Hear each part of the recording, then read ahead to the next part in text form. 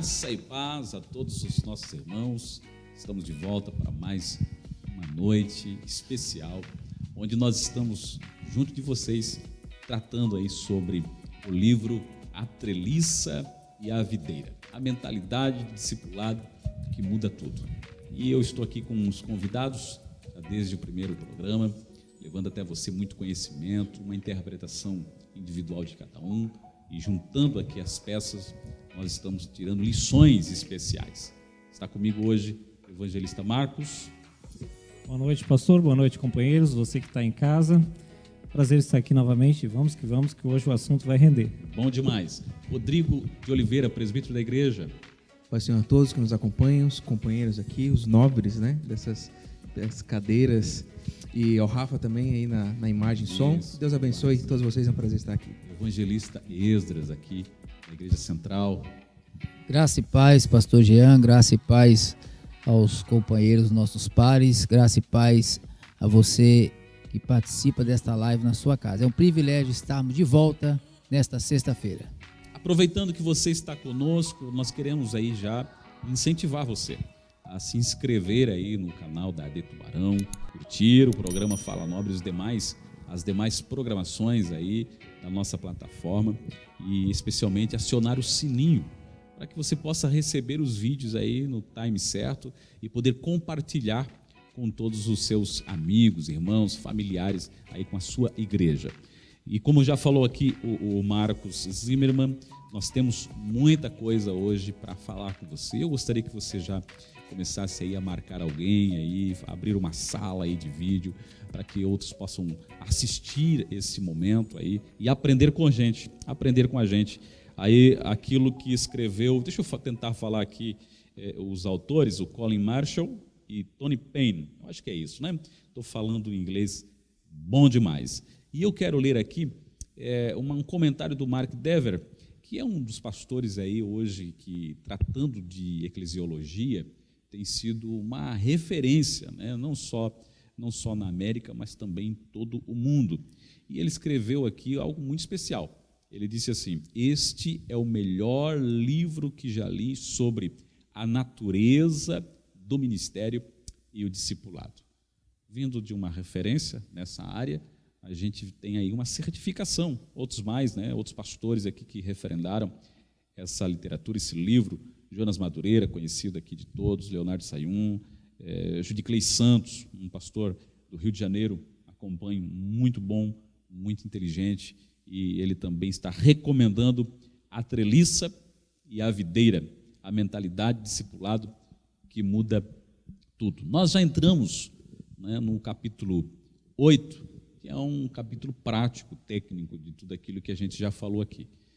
Talvez você esteja pensando, mas para que isso é importante para mim? Bem, se você prestar atenção um pouco em tudo que foi falado, nós estamos falando exatamente qual é a sua função dentro desse reino, como servo do Senhor Jesus, como discípulo de Cristo Jesus.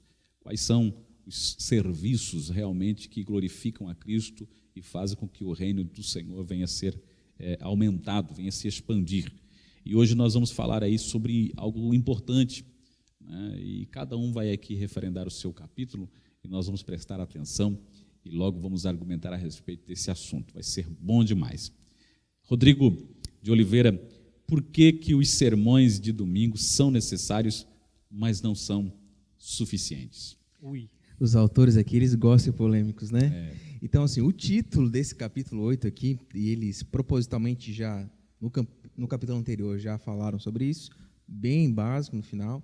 E agora, antes de ir para uma parte assim, mais prática dessa questão, dessa mudança de mentalidade que eles propõem sobre o discipulado, então eles lançam essa bomba assim para a gente, né? Que, na verdade, eles queriam colocar outro título, né? Eles comentam isso, que, na verdade, eles queriam botar aqui, porque os sermões de domingo são insuficientes, que aí gera mais polêmica ainda, né? Mas, claro que eles não são anti-pregação, né? Tem todo o embasamento. Mas aqui a construção que se faz, pastor, é essa questão de antagonia, né? São dois extremos. Então, nós temos algumas figuras que ele vai trazer aqui, eles vão trazer do pastor, e aí, por fim, ele vai defender essa postura que a gente tem trabalhado aqui, sobre a questão do pastor que é treinador, essa questão de formação de discípulos, né? Um primeiro momento a gente tem esse pastor, que é uma figura conhecidíssima, antes mesmo da tradição evangelical, que é esse clérigo, né? Tem esse homem de Deus no meio da comunidade. Então, esse pastor que ele é como que fosse estivesse numa empresa de uma pessoa só, ele faz tudo. É um grupo menor de pessoas que ele atende, são comunidades menores, mas ele é responsável por praticamente todas essa questão de movimentação de atividades, né? Então, é um tipo de ministério muito centrado na pessoa do pastor, né? Muito centrado numa pessoa específica, e aí a gente começa a ver alguns pontos que vão trazer complicações dentro desse modelo de ministério. Por quê?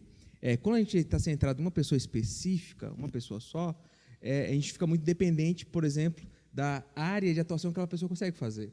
Porque por mais esforçada que a pessoa seja, ela não consegue atender muitas pessoas e fazer muitas tarefas devido ao tempo e à própria limitação física dela. Então já começa por aí. Esse ministério focado nessa pessoa, nessa personalidade, né, no indivíduo, ele acaba sendo um ministério limitador. E uma outra questão também é que acaba ficando dependente dos dons e talentos daquele pastor, daquele homem que está à frente, né, de uma congregação, por exemplo, né? Então fica dependente dos dons dele, do carisma. E a gente vê isso comum. Até a gente, se fosse citar, a gente citaria casos que a pessoa chega até um determinado, né, uma comunidade, uma congregação, como a gente chama, e aí de repente faz aquele movimento, a coisa até cresce, mas ele passa dali e daqui a pouco a coisa parece que vai voltando àquele estado primeiro, né? Por quê? Porque está focado na pessoa mesmo, naquilo que ela pode fazer, na capacidade que ela tem. Então, é um tipo de ministério que ele chama aqui dessa questão do clérigo, né? E a imagem que eu criei, pelo menos, foi aquele pastor da comunidade ali, aquele pequeno vilarejo, aquele homem que vai e fala às pessoas, instrui as pessoas, né? É um tipo de ministério que, no fim, acabou ficando também no passado, e ele é bem característico entre ali o século XVI e XVII. Os autores trazem isso para a gente. É aquela figura bem específica, né? Daquele homem que falava a respeito de Deus, fazia o seu ministério pastoral no meio de uma pequena comunidade. Mas o que acontece? Além dessa questão da limitação, a gente tem um outro problema também. Se temos um homem só, né, que é responsável por realizar essas obras, então nós temos muitas outras pessoas que são o quê? Passivas. Então esse é um outro grande problema desse extremo, né? Então as pessoas elas vão se tornando o quê? Consumidoras. Então elas vêm até a figura do pastor e eles esperam que ele seja um provedor desses serviços espirituais, né? Então vem até esse homem e ele realiza o culto, ele realiza batismo, ele realiza casamento, a cerimônia, ele que vai fazer também a cerimônia fúnebre, ou seja, está tudo centrado naquela pessoa, naquela personalidade, e os demais são simplesmente pessoas que consomem daquele trabalho que ele realiza. Então aí nós temos o quê? Uma comunidade apática, de pouca evangelização, de pouca transformação em realidade, né? De mudança de vida bíblica, né? E acelerando um pouquinho mais aqui, no outro extremo, que é uma resposta, como tudo na história, né? É uma resposta ao acontecimento. Aí entre as décadas de 70 e 80 a gente tem esse movimento de crescimento de igreja. É um movimento de crescimento de igreja. Por quê? Esse tipo de igreja centrada naquela pessoa do pastor e ele que faz, quando vai crescendo para 100, 150 membros, já fica impossível de atender mais pessoas do que aquelas. E aí, dentro dessas décadas, né, 70 e 80 e diante, com essa questão do movimento de igreja, a gente consegue ver uma mudança na figura do pastor. Que antes o pastor era aquele camarada centrado na sua realidade, na sua comunidade, e aí agora, com essa questão, até vem a globalização, é todo o movimento mundial que vai, né, agregando a tudo isso, né? Então, agora, a resposta desse movimento de igreja, o que é? Então, tem esse pastor ainda, porém, agora ele vai tomando essa figura que a gente tem, né, no meio assim, das empresas, do CEO, ele é o diretor, então. Ele continua sendo alguém que prega, continua sendo alguém que fala das coisas de Deus, mas ele vai começando a gerir agora pessoas. Então, ele vai escolhendo pessoas com dons específicos, com talentos específicos, para realizar esse trabalho que ele tem assim como a visão para cumprir. E aí, qual que é o problema? O problema é essa questão da visão mercadológica. Então, se no extremo a gente tem algo assim, extremamente assim, parece até meio puritano, assim, é a figura que eu vou construindo quando eu vou lendo, né? Aquela figura tradicional da igreja, entendeu, o pároco da igreja, o pastor, enfim. Exatamente, Marcos. Né? E agora, no outro aqui, mais, claro, dentro da modernidade, a gente vê esse cara que ele é dinâmico, ele é ágil, ele é rápido, ele quer produzir, ele quer ver números, ele vê estatística, ele vê metas, né? Então, ele se transforma, né, esse gerente ou diretor dessa empresa. E aí, nesse movimento, como a gente está falando de empresa, quando a gente fala de empresa, a gente está comercializando algo. E se a gente comercializa, a base disso é o quê? Que consumidores venham para adquirir esse bem. E é aí que está um dos grandes, e talvez para mim, né, o principal problema desse tipo de ministério de visão de igreja. O que acontece? Quando o pastor é um diretor executivo, que é o nome que os autores usam aqui, ele acaba transformando toda a liturgia. Então, o domingo, que era aquele culto, né? O ponto máximo da semana, agora se transforma numa vitrine. Então, naquele dia, a música é muito bem focada, tem a decoração, tem todo tipo de artifício, né? E aí ele vai o quê? Ele vai querer alcançar a necessidade daquela pessoa. Então, esse movimento aqui, e os autores citam no livro para a gente, e achei até interessante que recentemente a gente teve notícias dessa pessoa circulando, que a Willow Creek, né, dos Estados Unidos, que é uma das principais expoentes nesse movimento de crescimento de igreja, né? Bill Hybels, com diversos livros publicados, né, sobre liderança e tudo mais. Então, a Willow Creek é esse exemplo de igreja focada, que é o que chama de seeker sensitive. Ela é sensível ao visitante. Então, assim, até eu vou abrir um parênteses bem rapidinho, né, porque assim, tem pontos positivos e tem pontos negativos. Eu estou focando aqui mais nos negativos para a gente terminar com o pastor treinador, né? Mas o livro é muito mais abrangente em detalhes e em especificações sobre isso, né? Mas então, assim, há essa questão positiva de que muitas vezes, naquela questão do pároco lá, do clérigo, ele vive fora da realidade cultural do povo. Então, às vezes, o culto não alcança a pessoa. E parece que a gente está retrocedendo a missa em latim lá, que as pessoas ouviam e nem sabiam que estavam participando, né? Mas aí, nesse outro extremo aqui, a gente tem um culto que ele é preparado, e é interessante que assim, é um desejo piedoso das pessoas. Os autores que destacam muito bem. Eles querem remover os obstáculos culturais para aquele que vem, né, para ouvir a palavra de Deus. E aí ele diz, né, que a única coisa bizarra que a pessoa vai encontrar estranha é o evangelho, que realmente ele é confrontador para todos, né? Era para judeus, para gregos e continua sendo, e vai ser assim, porque ele confronta a nossa realidade.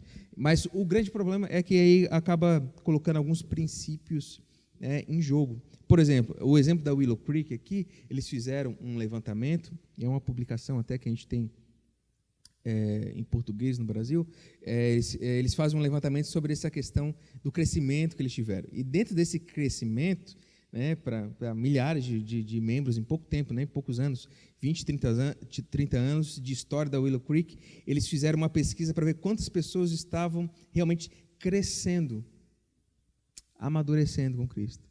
E a surpresa que eles tiveram é que eram pouquíssimas pessoas. Então, essa é a crítica.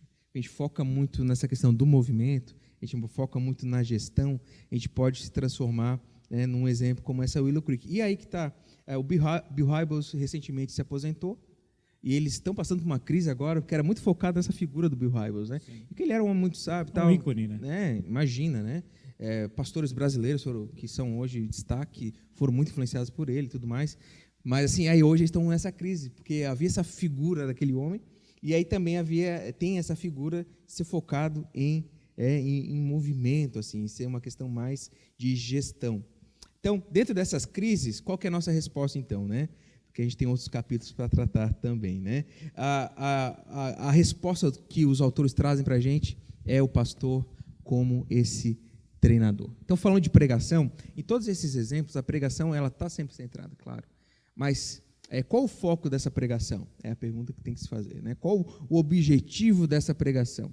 E é confrontador para a gente que prega, principalmente, ouvir que a pregação ela é insuficiente, que aquele esforço nosso de preparação, de leitura, né, usando a hermenêutica, fazer aquela exegese, fazer aplicação, trazer ilustrações, ser dinâmico, falar o coração das pessoas. Aí, de repente, a gente ouve essa frase que a pregação ela não é suficiente para realizar essa obra, ela nos confronta assim, de uma maneira absurda, né? Mas a questão aqui é que há um embasamento bíblico nisso aqui.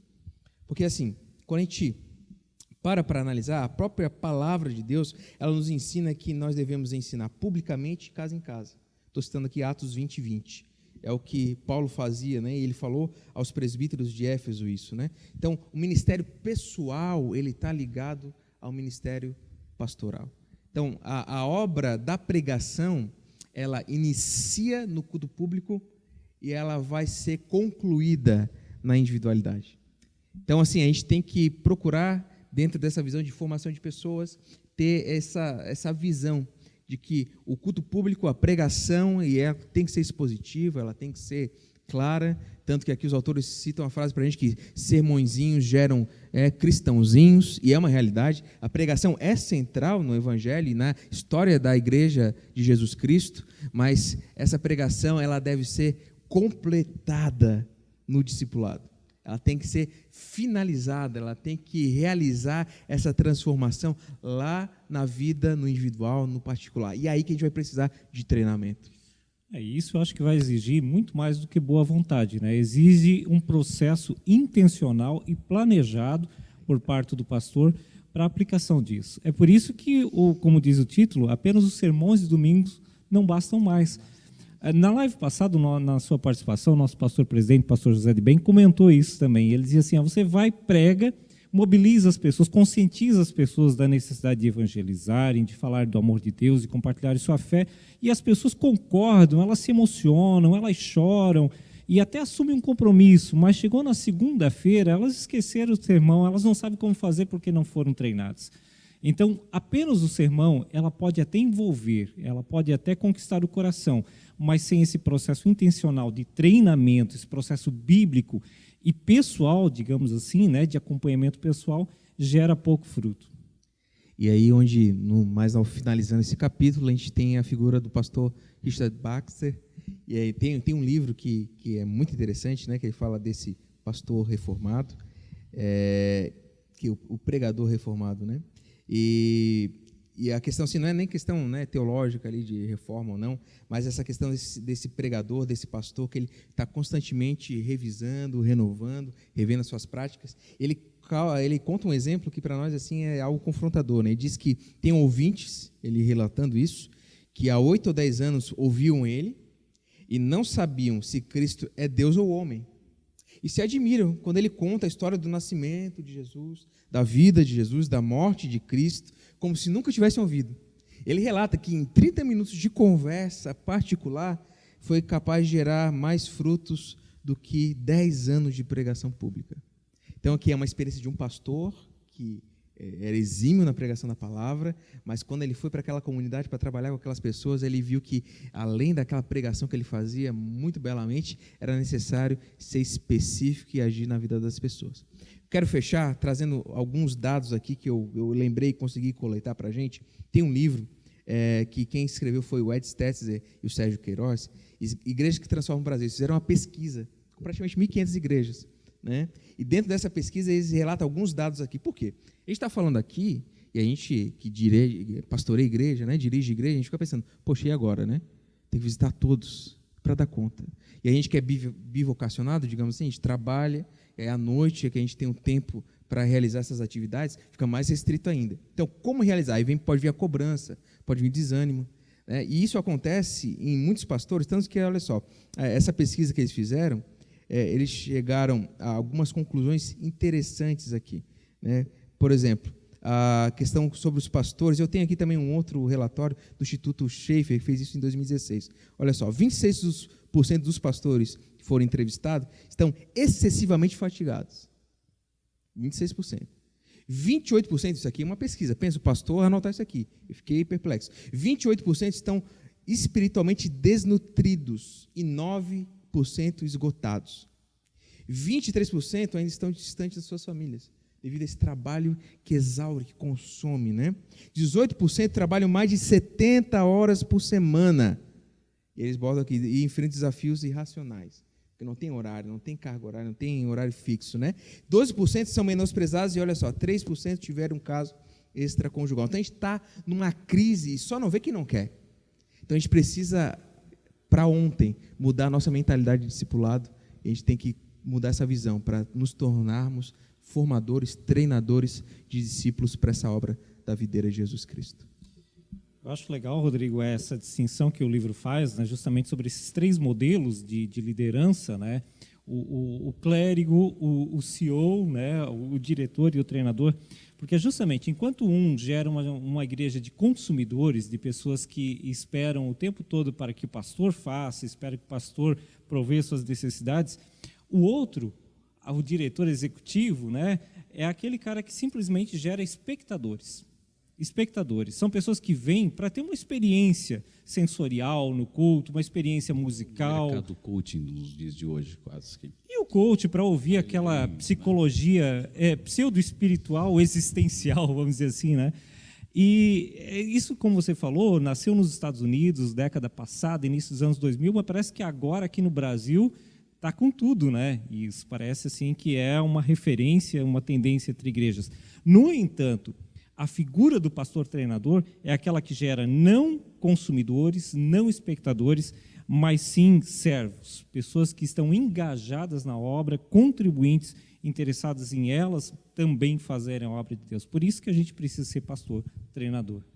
Bom demais, Esdras, quando nós analisamos essa palavra tão específica, no sentido de que os sermões de domingo não são suficientes. O pastor vai ter uma demanda maior fora do púlpito. O púlpito não é o centro, mas sim a comunidade, sim as pessoas nas suas necessidades, tanto físicas como espirituais. O crescimento nessa área vai ser exponencial. Para isso, nós precisamos de cooperadores, pastores, obreiros, líderes, discipuladores. E aqui no capítulo 9, diz assim, multiplicando o crescimento do evangelho através de treinamento de cooperadores.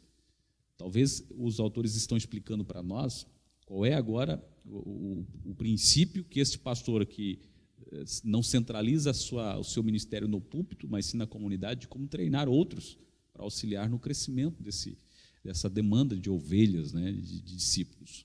É isso que ele está falando no capítulo 9? Exatamente, pastor. A meu ver, eu percebo que os autores, eles conseguiram, foram muito felizes em fazer este link do capítulo 8 com o capítulo 9. No capítulo 8, porque os sermões de domingo são necessários, mas não suficientes.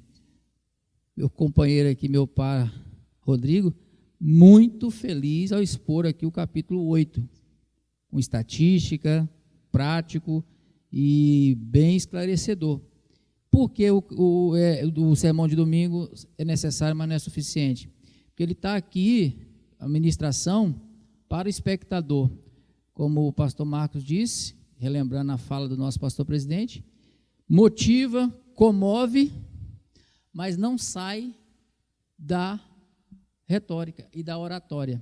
No capítulo 9, ele parte da mensagem, né, da fala do pastor e entra para o convívio com os espectadores.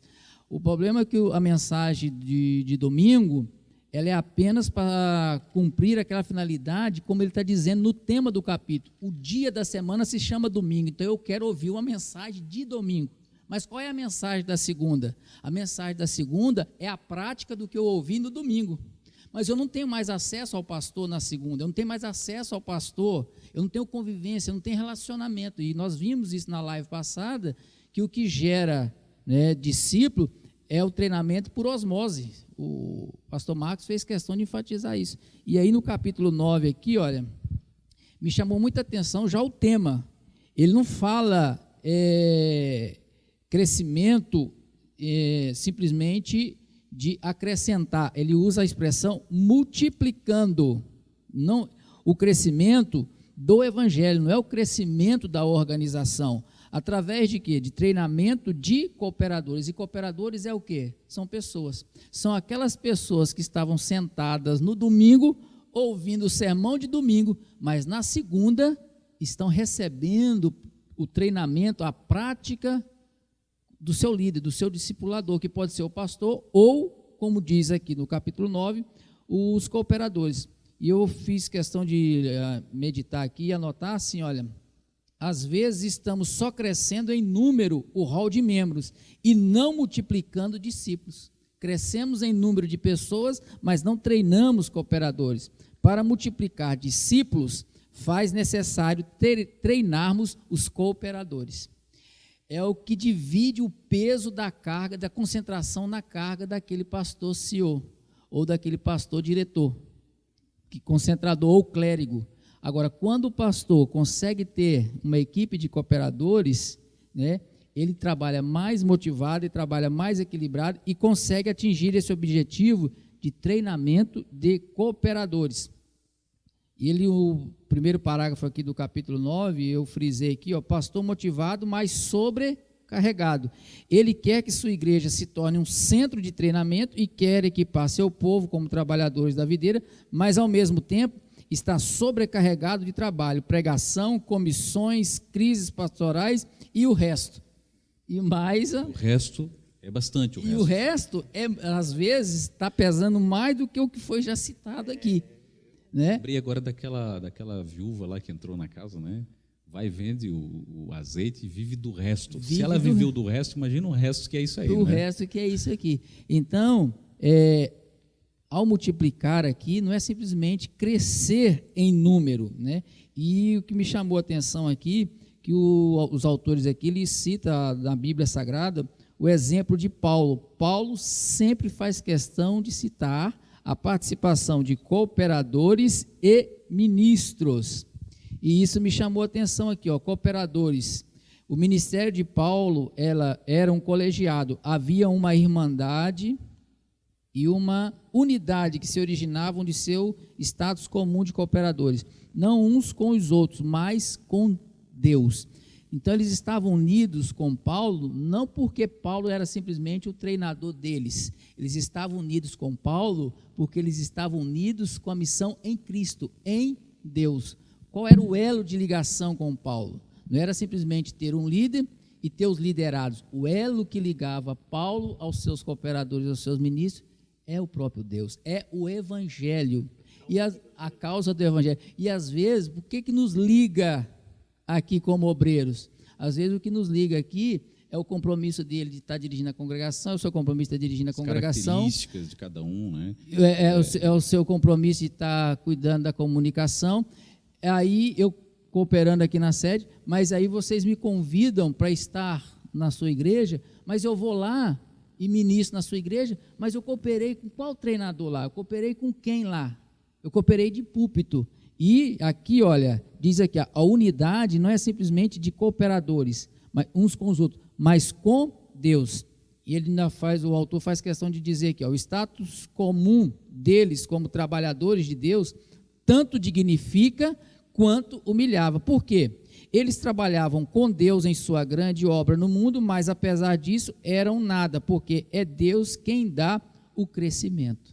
Então, quando a gente é treinado, eu sou treinado para trabalhar na videira, de modo que isso dignifica, mas não me exalta, não me faz sobressair, não me torna ícone.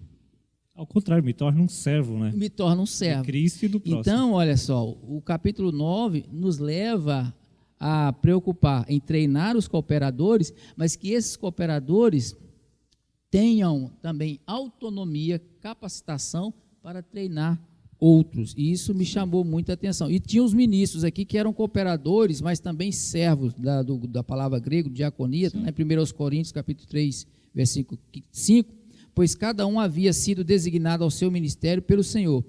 E Paulo faz questão de colocar essas pessoas, né? Não simplesmente subordinados a eles. O cooperador não é simplesmente um subordinado. Líderes, né?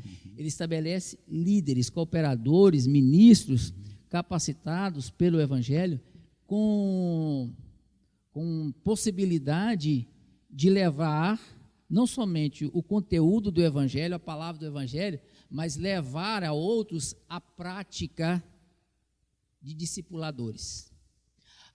não tinha aquela situação, meu limite é até aqui, agora eu vou voltar lá no apóstolo Paulo para ver se ele me dá autonomia, se ele me dá liberdade de a gente trabalhar isso aqui. Ele já deixava eles preparados, capacitados, seus cooperadores, treinados para desenvolver mais discípulos, não ficavam travados. Né? Eu acho que aqueles 4 pontos ali se encaixam perfeitamente nisso que você está falando. Ele evangelizava, mas acompanhava o crescimento e treinava líderes, né, para que o reino ali não ficasse desfalcado. Exatamente. Conforme o crescimento, conforme a demanda. Né? Uma coisa e eram que eu acho... cooperadores. Ele iguala ali, né, pastores como cooperadores. Eu acho que o retrato de cooperar é o mais próximo daquele que trabalha realmente no serviço da videira, né? É aquele que está junto, ele conhece tanto as necessidades da videira como as necessidades de crescimento estruturais da treliça, só que ele não vai priorizar a treliça, ele vai priorizar a videira. Ele aprendeu com o seu líder que a videira é mais importante do que a treliça. Eu gosto muito das palavras que Paulo usa para descrever esse seu time, né, de cooperadores. É uma relação tão intimista que Paulo chama de amado irmão em Cristo, cooperador, fiel cooperador, companheiro de luta. Então, a gente vê que era muito mais do que uma relação de um mestre ensinando um aluno, mas era uma relação de companheiro de caminhada mesmo, sabe? Eram pessoas que aprendiam, caso de Timóteo, né, o Tito e outros ali, eram pessoas que conviviam com o apóstolo e iam aprendendo pelo seu exemplo e nas suas próprias provações, aprendendo, sendo forjados para então também prepararem com o seu exemplo e com o seu conhecimento outras pessoas. E companheiro de luta ali não era uma não palavra... Não é petista. Né? Companheiro de luta. E companheiro de luta, de prisões, de oração, de aflição, não era uma expressão para agradar ou simplesmente para atrair. Era companheiro porque via Paulo ensinar no púlpito, ou na sinagoga, ou no templo, mas andava com Paulo na segunda. Então, era meu companheiro porque participava comigo na segunda, na terça, na quarta. Então, era companheiro de realidade, de relacionamento, de convivência. Os riscos convivência que Paulo corria, ele corria também. Estava junto. E me chama a atenção aqui nas implicações, na página 125 aí do capítulo 9 do nosso livro, aí Paulo trabalhou ao lado de muitos associados numa diversidade de funções, pregadores, escrivães, mensageiros e guerreiros de oração. Então, era essa diversidade de funções aqui, não colocava ninguém em grau de status, mas todos eram cooperadores, independente da função, né, religiosa, social, eclesiástica, ou função social, função econômica, posição profissional, todos eram cooperadores. E isso que eu acho lindo no Evangelho, ele nivela todos como servos, como cooperadores e fazedores de discípulos. E outra coisa que o apóstolo Paulo ele faz questão de fazer, isso aqui é importante, se você ler as cartas, se você ler Atos dos Apóstolos e as cartas do apóstolo Paulo, você vai ver que mesmo que ele chama de cooperador, ele não deixa de honrar a função. Ele fala dos que trabalhavam para o governo, ele fala dos status sociais, ele fala das pessoas que eram ricas, das pessoas que não tinham, né, mas davam da sua pobreza, da sua necessidade, ou seja, ele honra também a classe social, não despreza, não mas abre não dá mão status. dos elogios, só que no reino ele iguala, né? Ele se coloca como cooperador também, né? E eu não lembro qual é a passagem agora, mas ele diz, nós também somos cooperadores. Sou cooperador, trabalhadores do Evangelho, servos de Cristo. E ainda aqui no capítulo 9, os autores aqui enfatizam também como a gente fazer um processo ali de escolha desses cooperadores aí na página 128, página 129. Então, tem alguns critérios que às vezes nós descuidamos e acabamos usando esses critérios. E eu queria apenas citar aqui, comprometer crenças e valores essenciais. Você tem uma pessoa em sua congregação que tem sido cristão por algum tempo é fervorosa e sincera, mas tem dons e capacidades evidentes, mas pensa de modo diferente em algumas áreas importantes da teologia. Então, porque a pessoa é fervorosa, porque a pessoa é habilidosa, mas às vezes diverge no fundamento doutrinário, né? Não vou aproveitar, mas está divergindo. Então, eu não posso comprometer o fundamento doutrinário, não posso comprometer as crenças e valores essenciais do Evangelho, simplesmente porque a pessoa tem uma boa oratória. Isso acaba sendo um relativismo. Relativismo. Dentro do meio. A doutrina, ela é central, é a sã doutrina, ela é única, é exclusiva, né? O apóstolo Paulo, ele foi muito claro, assim, em algumas ocasiões, inclusive com o apóstolo Pedro, né? Que tinha ainda um pouco de judaísmo no coração, e ele vai lá e deixa claro, não, agora é evangelho. Agora é graça. E outros critérios aqui que me chamou a atenção: impressionar-se com a aparência acima do conteúdo, ignorar o histórico da pessoa, escolher aqueles que não são bons em relacionarem-se com pessoas, que é o que fundamenta o discipulado e o treinamento de cooperadores, é o relacionamento. Selecionar pessoas não ensináveis, escolher apoiadores conformistas, convocar voluntários. Então, são critérios que nós devemos ser metódicos para aplicarmos na escolha de cooperadores. Tomar cuidados. Uhum. E ele também faz aqui algumas sugestões no capítulo 9 ainda, né? Você pode também expor diante de cada membro do grupo uma visão do que espera atingir em convicção, caráter e competência. Buscar no treinamento, né, no preparo dos cooperadores, que eles tenham convicção. E convicção, no meu entender, é mais do que ter certeza. Convicção é não se mover por ventos que venham. Você está convicto, você está fundamentado, você está firme naquilo. Está firme, né? Uhum. O caráter. Eu costumo dizer o seguinte, né? Que às vezes a gente convida, né, o pregador renomado, né, de boa oratória. Então eu costumo dizer que a boa oratória, né, o renomado, aquela unção da pregação, abre portas, mas o que mantém a porta aberta para o pregador é o seu caráter. Bom demais. E, fechando aqui, olha, a competência, treinar cada pessoa em como se reunir individualmente com outra pessoa para ler a Bíblia. Sim. Deixar a pessoa com aquele preparo, com aquela competência, dele não se sentir inseguro. Se o meu pastor Jean estivesse aqui, nós íamos conseguir sanar essa dúvida da pessoa que está sendo treinada melhor. Eu quero deixar a pessoa que está sendo treinada segura, né? São esses os pontos que eu gostaria de frisar aqui no capítulo 9, né? Essas pessoas, Esdras, essas pessoas que você falou, que tem ali os critérios, né, no treinamento, para que nós tomemos alguns cuidados nas escolhas, né, a questão da personalidade, a questão do caráter, tudo isso tem que ser previamente observado. A gente tem que estar percebendo nas realidades, na demanda da igreja, isso é uma visão pastoral mesmo. Então, o capítulo 10, ele vai explicar um pouco, né, pessoas que vale a pena observarmos. Quais são essas pessoas, Marcos? Eu acho que quem está acompanhando a gente nas lives anteriores já percebeu que o foco desse livro está em dirigir todo o processo do ministério cristão para as pessoas, não em programas, não em estruturas, mas o foco nas pessoas, né? E é interessante a gente pensar isso, porque um ministério focado em pessoas, ele vai render muito mais crescimento, um crescimento duradouro, um crescimento realmente duradouro mesmo, né, bíblico, do que simplesmente aquele preparado para atrair um público por um momento, por uma reunião, ou enquanto durar um programa ou aquela fase, né?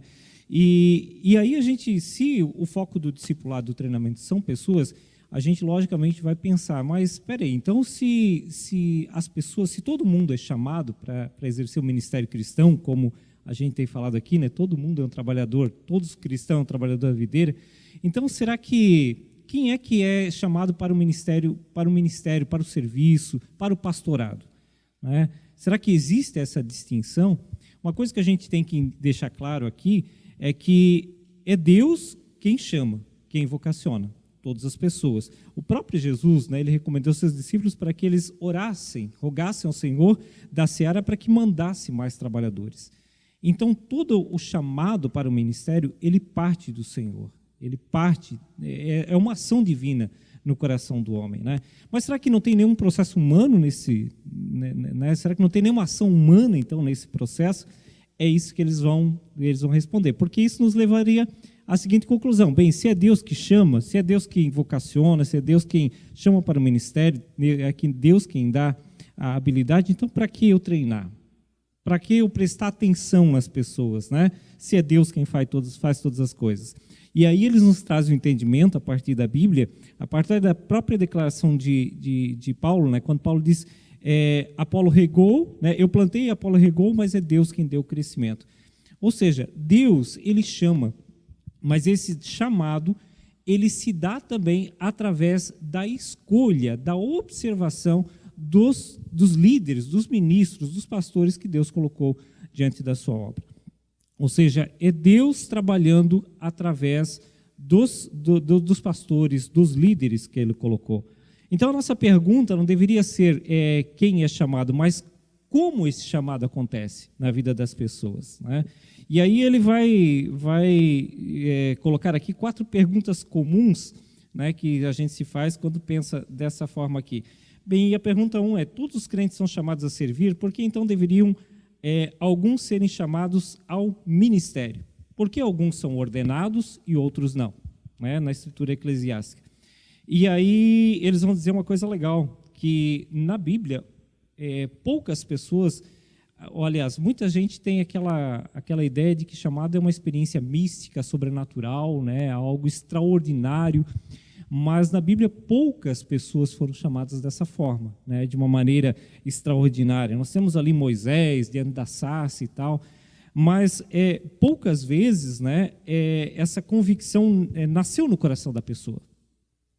Sempre foi ou Deus chamando diretamente a pessoa, ou através de um outro, de um profeta, de um outro líder, né, Deus indicando e trazendo uma pessoa para um ministério. E isso nos leva a pensar que existe um ministério de muitos, né, mas também existe um ministério de poucos, daqueles que são ordenados na igreja para a liderança da igreja. Uma igreja que é saudável, que é bíblica, ela vai justamente criar condições onde esse ministério de poucos vai florescer. Através do quê? De um processo de treinamento. A Bíblia nos coloca aqui, eles citam isso, um livro, né? Duas pessoas, essas pessoas de ministério de poucos aqui, em 2 categorias: os presbíteros, pastores, bispos, que o Novo Testamento coloca, e também os cooperadores, que a gente já falou aqui antes, né? Foi falado ali pelo companheiro Esdras. E é complicado porque a gente pensa, se o ministério, se todo cristão tem o ministério chamado a propagar o evangelho, a pregar o evangelho, então quem são aqueles que têm um ministério específico ordenado na igreja? Essa linha fica um pouco tênue, né? Fica um pouco tênue, e a gente precisa entender. Por exemplo, a Bíblia diz que todos os cristãos devem ensinar uns aos outros. Colossenses 3,16 diz isso. Mas a Bíblia também diz que nem todos são mestres. Existem alguns que são chamados, têm o dom de mestre. Todo cristão deve ensinar uns aos outros, ou ministrar uns aos outros. Mas a Bíblia diz que alguns são separados como ministros ou diáconos, aqui na tradução, né, original. A Bíblia diz que todo cristão deve ser abundante na obra do Senhor, mas o próprio Paulo considerou a si mesmo e Apolo como cooperadores, né, se colocando no mesmo lugar que todos.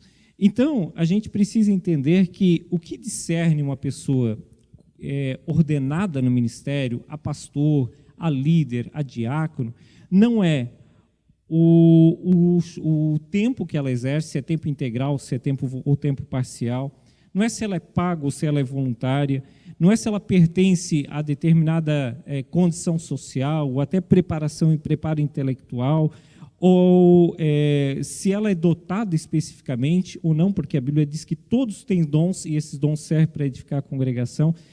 Acho que a coisa mais importante que a gente entenderia quem são essas pessoas escolhidas para liderar na obra de Deus, né, para ministrar, para serem ministros separados, é o fato delas terem sido reconhecidas pela liderança da igreja. Em Atos dos Apóstolos, você vai vendo o concílio dos apóstolos ali, né, separando pessoas para a diaconia, outros para que eles se dedicassem à palavra de Deus. Então, o chamado de Deus, ele não vem de uma convicção pessoal, né, apenas. A pessoa diz, não, pastor, eu senti que Deus está me levando ao pastorado. Aí o pastor disse, olha, mas Deus não falou comigo, eu não senti nada. Por quê? Porque o verdadeiro chamado de Deus na vida de uma pessoa, ele vem primeiro no coração do pastor, do seu pastor, né, que vai estender esse convite para você. Então, a gente precisa ter essa noção, né, do que é o ministério. O que mais que a gente pode dizer aqui? A pergunta 2, não devemos esperar que as pessoas se sintam chamadas, em vez de exortá-las a que entrem na obra do Evangelho em tempo integral? A razão que a gente pode pensar isso é porque muitas vezes a gente espera aquilo que eu acabei de dizer, né, que a pessoa chegue e diga para o pastor, olha, eu senti de Deus que eu devo fazer isso. Mas nem sempre vai acontecer, né? Geralmente, quando o pastor procura alguém e diz assim, olha, eu queria te convidar para um ministério, aí às vezes a pessoa diz assim, tá bom, pastor, eu vou orar. Bem, mas se Deus já colocou no coração do teu pastor, pode aceitar, né? Porque é Deus confirmando isso na tua vida. É aquilo que a gente conversou na semana passada, essa questão de vocação e chamada, né? A gente até conversou um pouco assim, que são palavras que eu aprendi no livro aqui que vocação do latim é chamada também. Sim, é a raiz é a coisa, mesma. Né? A raiz é a mesma. Então, assim, a questão é que a gente quer algo místico, quando na realidade aqui a obra na igreja, né, na videira que é realizada, ela é específica através da observação.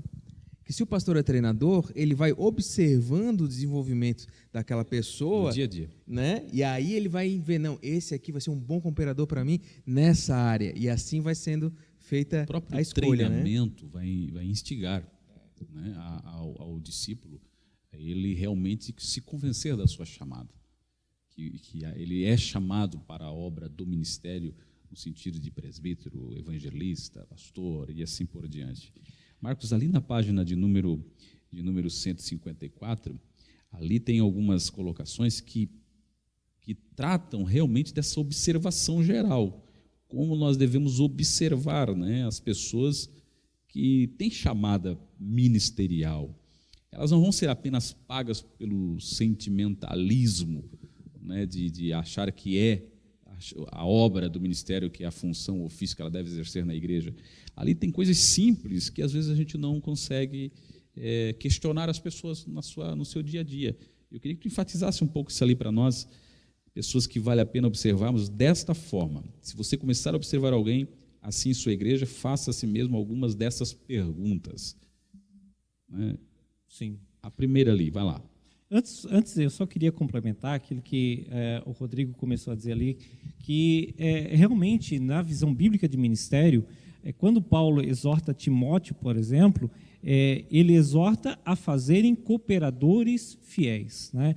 Então, a atribuição do ministro, do pastor, não é apenas ele exercer o seu ministério com fidelidade à palavra, com compromisso à igreja, integridade na sua vida pessoal, mas o ministério completo de um pastor é justamente observar, né, buscar no seu rebanho aqueles a quem Deus já colocou ali e estão esperando justamente o chamado do pastor, o convite do pastor, o treinamento do líder para desenvolver o seu ministério também, a sua vocação, o seu chamado. Né? É interessante porque um líder que não tem essa visão, ele compromete a vida da sua igreja, porque compromete a formação de uma nova geração de pastores. Né? Imagine se tivesse ficado só em Paulo e Timóteo, a igreja não teria prosperado. Deixa eu até falar uma coisa aqui importante, né? Na questão de chamamento para a obra do ministério. Eu nasci num lar cristão. Se tinha uma coisa que eu tinha completamente desejo de nunca fazer parte, era de um ministério pastoral. Porque meu pai, por longos anos, pastoreou a igreja. E eu via diariamente o seu sofrimento, né? O motivo das suas orações pela madrugada, o motivo das suas lágrimas no culto. Às vezes não era a mensagem que estava falando ao coração dele, mas eram palavras, eram atitudes, reações de pessoas em relação ao ministério, à igreja e assim por diante. Então, entretanto e portanto, já um pastor, igreja, obreiro, a minha vida era para ser vida secular. Mas, quando nós fomos chamados para trabalhar, foi uma mensagem, foi uma palavra, além de questionada num primeiro momento, foi forte, né? O pastor Hélio Advento da Silva, pastor jubilado hoje, ele chegou na porta da empresa e disse: olha, eu estou indo embora e você vai comigo para a obra. Trabalhando, vida boa, estável, tranquilo.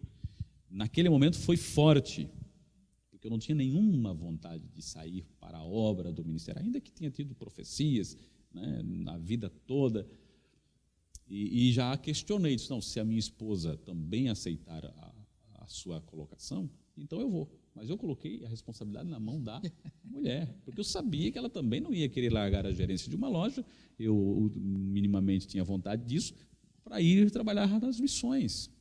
Então, eu só estou querendo falar isso. Quando ele chegou lá, ele falou a mesma coisa para a Rosanova: estou indo embora, já falei com o Jean, e vocês vão comigo para a obra. Estou aqui simplificando o diálogo. E ela disse assim: quem sou eu para desobedecer à voz do meu Senhor? Ela não estava falando com o pastor Hélio, ela estava falando com o seu Senhor. Ou seja, ainda que eu não tinha um anseio para aquilo, a minha esposa não tinha um anseio, vida estabilizada, naquele momento a provocação foi tal que o Espírito de Deus convenceu a ambos de que aquele era o momento de abrir mão de tudo e seguir a obra do ministério. Por que eu estou falando isso? Porque desta questão do sentimentalismo. Sim. Tem uns que sentem, outros não sentem, e às vezes aqueles que sentem não são chamados para a obra do ministério. E aqueles que não sentem são chamados para a obra do ministério. E nós precisamos observar e ver como viu o pastor Hélio Advento da Silva observou. E eu fui um obreiro, um líder aqui, se ele estiver me assistindo, ele sabe, bem crítico, bem criterioso, aquele obreiro exigente, né, para o pastor, para a administração da igreja, para a questão econômica da igreja, social. Enfim, ele vinha observando, ainda que tinha uma vida simples, e era simples em toda a sua vivência, percebeu isso no seu liderado. Então, aqui agregando valores a essa realidade, talvez você esteja aí na sua casa e nem pense que um dia vai estar pastoreando uma igreja, e não tenha nenhum desejo disso, mas alguém está lhe observando, e esse não é só o seu líder, não é só o seu pastor, é o Senhor, no qual o Marcos enfatizou aqui, que chama, que dá o desenvolvimento, o crescimento, né? E aqui, Marcos, agora eu gostaria que você enfatizasse coisas que nós observamos no dia a dia, que podem servir de parâmetro, né, para a gente treinar pessoas que até então não tinham nenhum desejo de ser um pastor, de ser um evangelista, de ser um líder, mas são chamados porque na sua vida diária manifestam essa relação com o reino de Deus. Sim.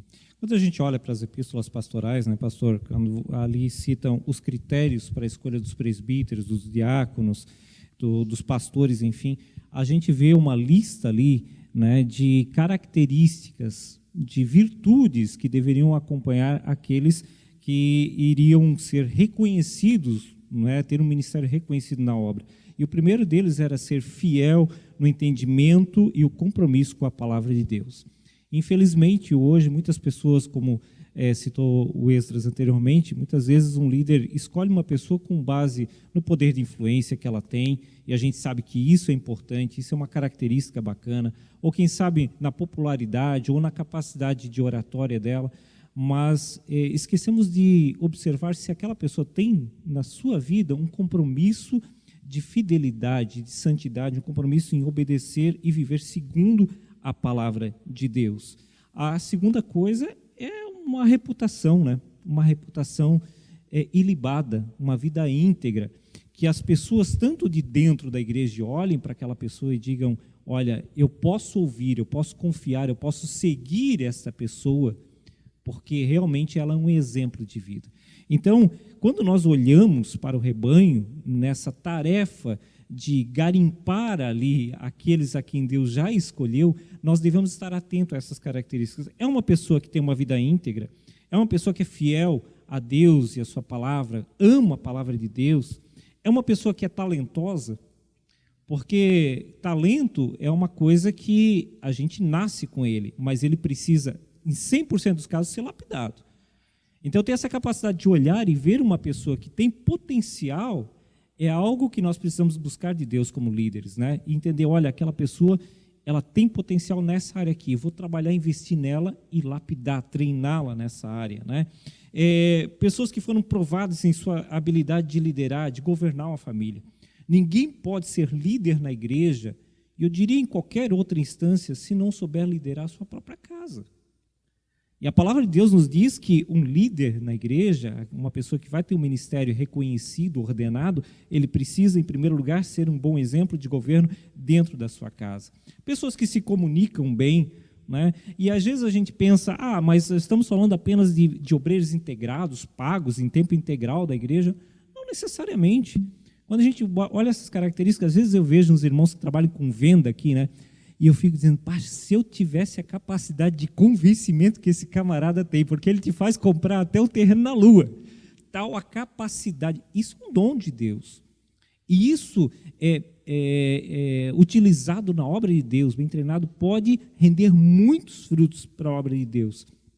Não só comunicadores, empreendedores, pessoas que enxergam oportunidade, né? Pessoas que têm maneiras criativas de enxergar situações, de ver os problemas, de lidar com os problemas.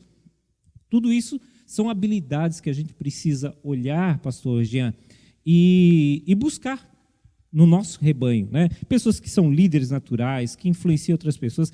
Às vezes eu fico olhando alguns jovens e adolescentes, gente que no Instagram posta qualquer coisa lá no Facebook, no Instagram, faz um videozinho e tem 200, 300, 400, 500 curtidas. São pessoas que têm uma capacidade natural de liderança. E eu fico pensando, por que ninguém na igreja enxergou essa pessoa aqui para o ministério, né? Claro, talvez falte trabalhar algumas áreas da sua vida, mas são características que nós precisamos buscar. Pessoas com potencial para alcançar grupos específicos, né? O cara anda de moto, tem aquela moto potente lá, aquela moto toda customizada e tal.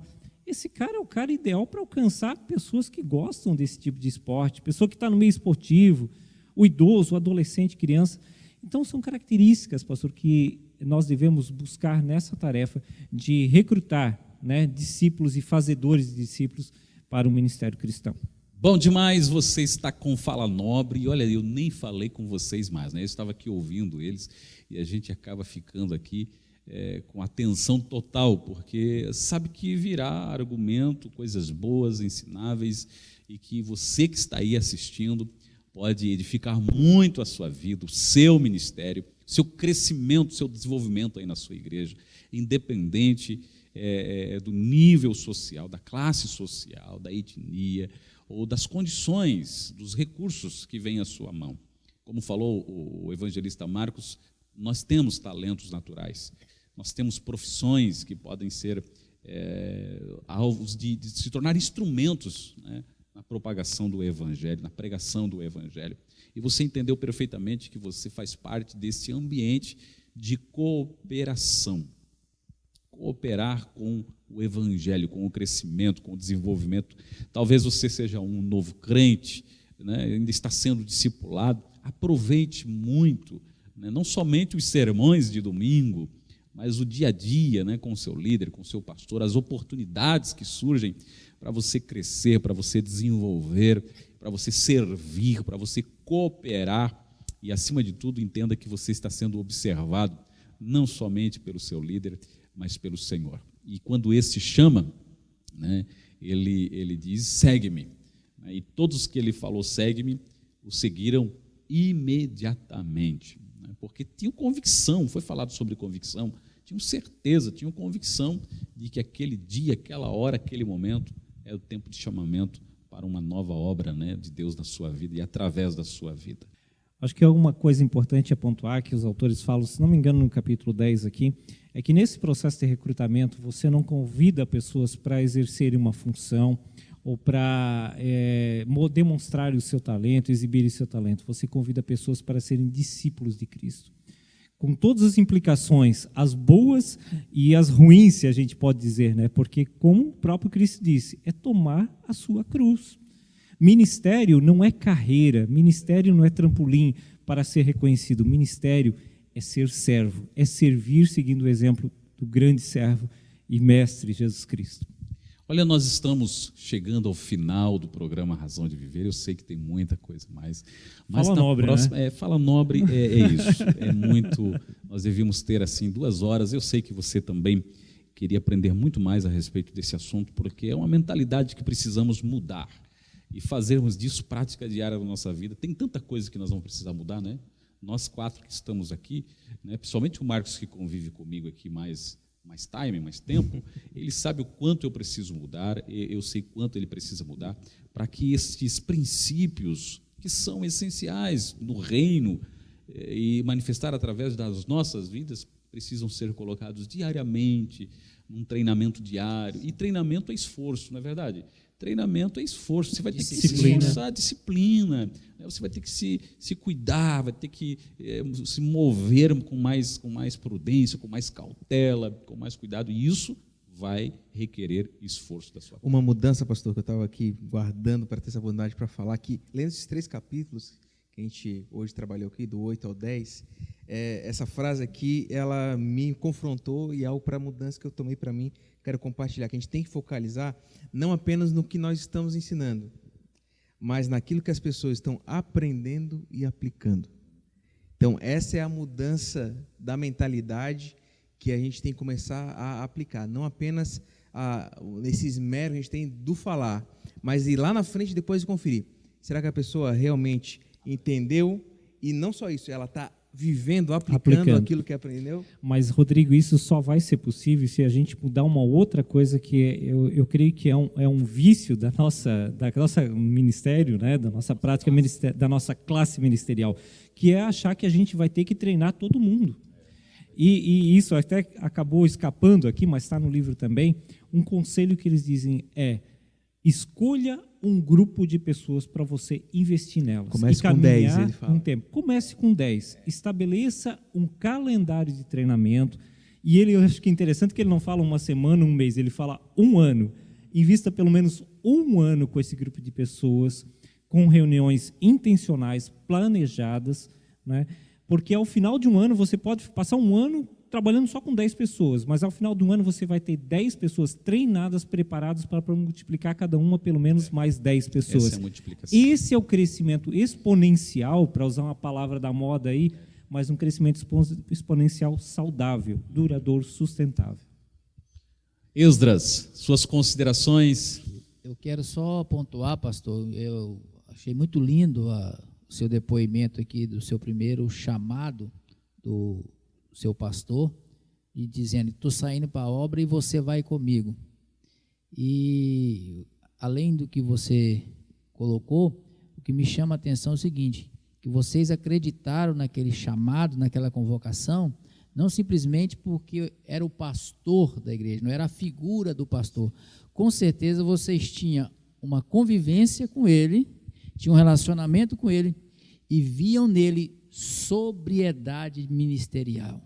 E esta sobriedade ministerial é que lhe fez lhe causou segurança. O pastor está seguro da convocação que ele está me fazendo. E quando a sua esposa ouviu, o pastor está seguro desta convocação para eu sair para o ministério. Por quê? Vocês viam uma sobriedade ministerial no seu pastor, no seu líder. E é isso que os nossos discípulos, as pessoas que estão sendo treinadas por nós, precisam ver sobriedade no nosso ministério. Demais. Olha, eu falando aqui do pastor Hélio, e o nosso tempo já está indo, eu costumo dizer, quando falo a respeito dele, que ele era um sábio pastor pescador, porque ele veio da pesca, se tornou pastor, mas tinha, apesar da sua simplicidade, tinha uma sabedoria extraordinária. E isso me deu, como você falou, convicção que não era o Hélio, mas era o Senhor na vida do Hélio que estava nos comissionando naquele momento. Rodrigo de Oliveira, suas palavras, suas considerações. Bom, as minhas considerações preparadas era deixar essa aplicação para a gente mesmo, assim, ó, que é algo pessoal, né? Então, a gente está muito aqui, não sei se o pessoal que acompanha a gente sente, mas quando a gente conversa, a gente está muito vivendo isso aqui mesmo, né? Está confrontando a gente, né? E assim, ó, é isso, essa percepção de acompanhar aquilo que a gente tem aplicado, a série de mensagens que a gente tem pregado, o ensino que a gente tem feito. A pessoa ela tem entendido aquilo e ela tem aplicado aquilo na sua vida. E até quando a gente fala da questão de comunicação, que é uma área até de ciência que se fala disso, é muito ruído na comunicação. Então, entre o que a gente prega, e claro que sempre quando a gente prega dentro dessa questão do Espírito Santo, que a gente entende que ele vai e aplica aos corações, né? A gente prega com fé, senão a gente nem pregava. Pelo menos eu não teria essa coragem. Mas pela fé eu prego que o Espírito Santo vai tirar esses ruídos para chegar ao coração. Mas ainda assim, há esse papel nosso, de chegar até lá e ver, chegou na pessoa, realmente alcançou. E muitas vezes, pastor, uma coisa que eu tenho ouvido, né, e isso tem mudado nas minhas pregações, é as aplicações específicas. E só que tem muita coisa que a gente não pode falar de púlpito. Então, aquela aplicação específica vai ser nesse momento, né? Quando a gente vai para ver se a pessoa entendeu e se vai aplicar na vida. Fica essa reflexão para nós, Cris. Marcos Zimmermann.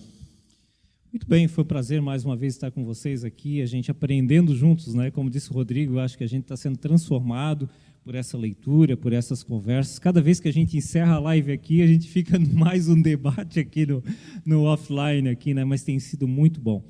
E a minha oração, o meu desejo nessa noite, é de que realmente a gente seja esse pastor, esse líder, esse trabalhador de videira, que produza frutos na sua vida, na nossa vida, gerando outros discípulos, fazedores de discípulos, para que o Evangelho cresça e o nome do Senhor seja glorificado. Olha, você pode ganhar esse livro, viu? E isso é importante demais. No próximo programa, na próxima sexta-feira, nós vamos ter aí já o ganhador de um kit aqui do Fala Nobre, e no kit vai estar aqui a treliça e a videira.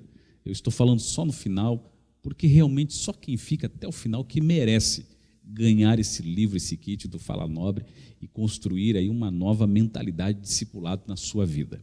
Então, na próxima sexta-feira será, infelizmente, o nosso último programa a respeito deste livro, e nós vamos falar aí sobre o treinamento ministerial, algo bem prático para ser aplicado na vida do novo convertido, do velho convertido, no sentido de ministério.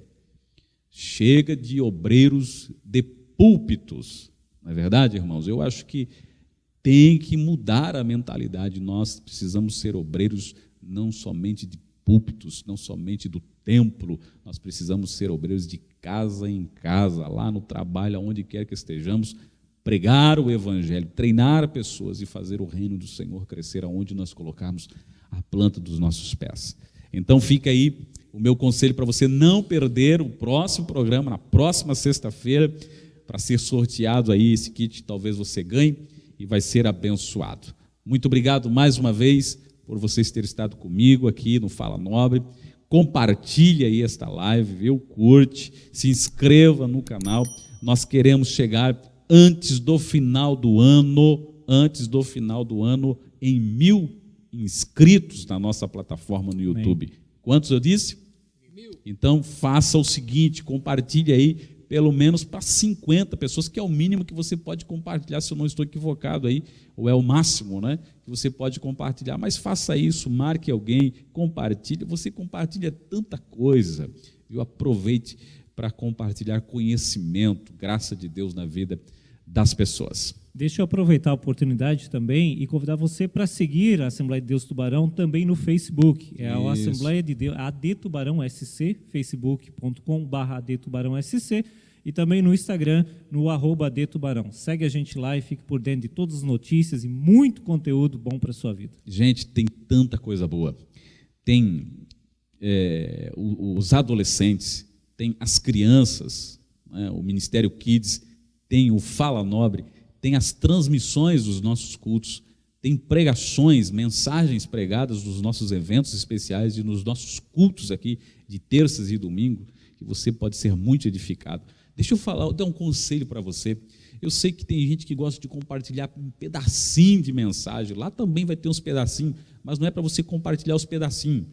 tá? É para você compartilhar a mensagem inteira. O pedacinho é só para você saber qual é a mensagem que você deve compartilhar para as pessoas, porque a mensagem inteira é a ministração completa na vida daquelas pessoas. Talvez o louvor, talvez no momento da liturgia ou na mensagem, alguém possa se render ao Senhor Jesus e colocar o testemunho aí do meio, por meio de quando e como ele foi alcançado pela graça do Senhor Jesus. Que Deus te abençoe, que a graça do Senhor Jesus, que o amor de Deus e a comunhão com o Espírito de Deus seja sobre a tua vida hoje e sempre. E até a próxima, se assim o nosso Deus nos permitir.